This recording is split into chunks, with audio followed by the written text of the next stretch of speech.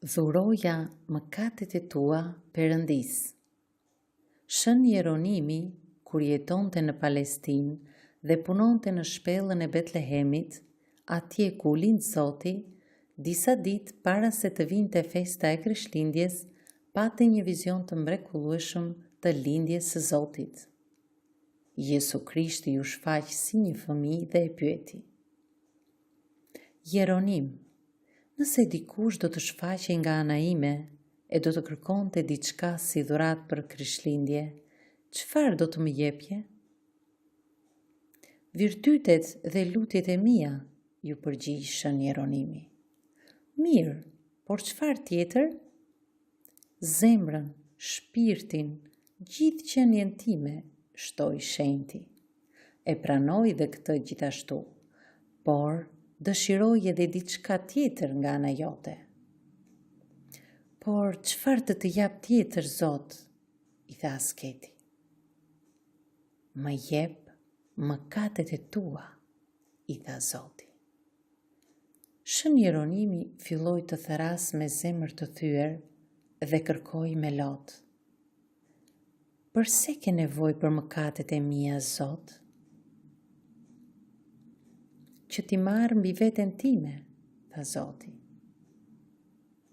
Zoti thot: më jep mëkatet e tua. Jesu Krishti dëshiron të marrë mëkatet tona. Asnjë tjetër besim nuk mëson një Perëndim më të dhemshur, plot dashuri për njeriu se sa Perëndia ynë. Ne e shikojmë në histori që Perëndia nuk do talentet, vlerat, zgjuarsinë tonë, por dëshiron mëkatet tona, dobësitë tona, atë pjesë që duhet të rregullohet, që duhet ripërtërir, në mënyrë që e gjithë qenia jonë të jetë në harmoni. Ai do atë pjesë që është e ndotur, që është e njollosur, e sëmur, që ta shëroj, ta pastroj, që njeriu të mos vuajë më.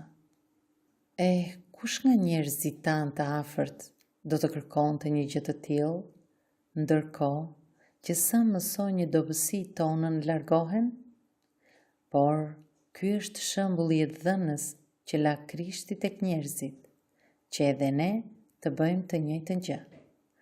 Ky është edhe një ndër mesazhet e kësaj historie, në këtë atmosferë festive, të pranojmë atë që ka dobësi, të mos e shkelmojmë, edhe pse është i dobët. Duke marrë mëkatet tona mbi veten, Krishti ngre peshat tona, kryqin ton, ashtu siç edhe vetë ai thot: Ejani tek unë, o ju gjithë të munduar e të rënduar, dhe unë do t'u jap çlodhje. Merrni mbi vete zgjedhjen time dhe mësoni nga unë, se jam zëmërbut dhe i përulur nga zemra, dhe ju do të gjeni prehje për shpirtrat tuaj, sepse zgjedha ime është e ëmbël dhe barra ime është e lehtë. Pra me këto fjalë që ai thot Shën Jeronimit, kërkon të ngrej gjendjen e njeriu të rënë e ta marrë pranë vetes. Kjo histori na tregon se si Zoti do të çliroj njeriu nga ankthi, presioni që ushtrojnë mëkatet mbi ne, nga dëshpërimi i vdekjeprurës, dhe kërkon t'i marrë mbi vete, t'i jap prehje e paqe njeriu që torturohet nga mëkatet. T'i adhurosh mëkatet Perëndis, do të thotë t'ia besosh veten shpëtimtarit, të fillosh një jetë re me Krishtin. Vetëm Zoti me hirin e tij mund t'i pastrojë njollat më të mëdha, sepse asgjë nuk ja kalon dashurisë dhe mëshirës së Perëndis. Por, që të dhurojmë mëkatet, ne duhet t'i njohim ato, dhe kjo arrihet nëpërmjet përullësisë dhe një vështrimi të brendshëm në labirintet e zemrës së njeriut. Shën Isak Siriani thot se fuqia e atij që një veten e tij është më e madhe se atij që ngjall një të vdekur. Ti njohi mëkatet e ti rrëfejmë ato, kjo përbën një tradhti për demonët, që mundohen të na sklavrojnë, duke i fshehur e duke i mbajtur brenda nesh. Rrëfimi i tyre është i vetmi mashtrim në thonjza i virtytshëm. Etrit këshillojnë se mëkatet gjithashtu largohen nga njeriu që i rrëfen, sepse ato prehen tek krenaria e natyrës tonë të rënë dhe nuk mund të durojnë më kur dalin në shesh. Peshkopi i shenjtë Ignat na mëson se nga rrëfimi i mëkateve miqësia me demonin ndërpritet.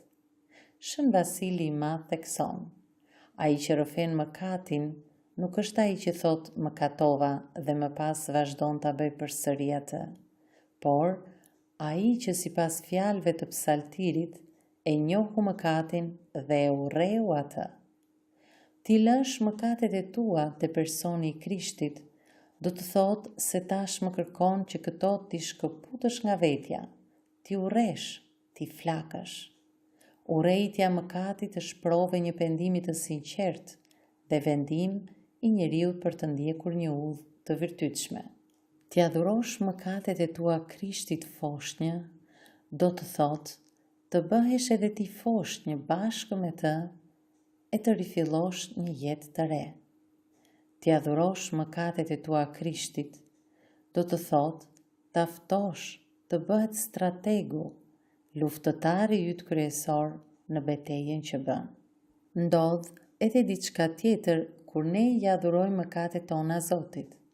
Duke i ndarë nga vetja e duke parë se çfarë fëllëgjësi dhe papastërti kemi, ndjejmë neveri e turp për atë që kemi bërë dhe që Perëndia kërkon që t'i adhurojmë.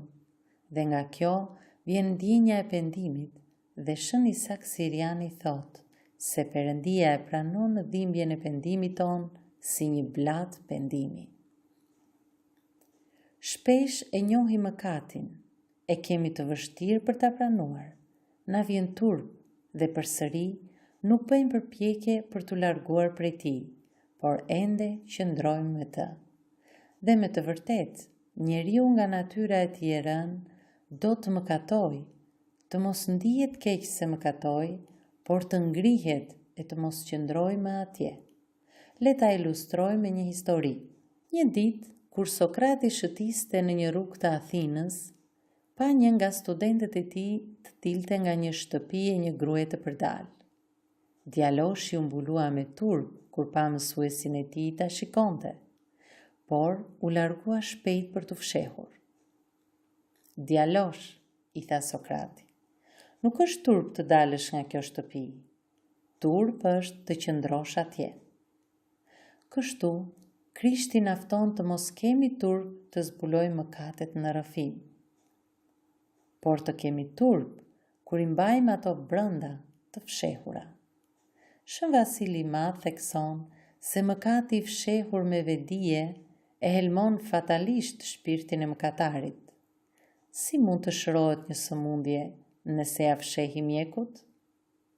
Urimi ynë është që dhurata e Shën Jeronimit të jetë dhe e jona. Jesu Krishti dëshiron të marrë mëkatet tona.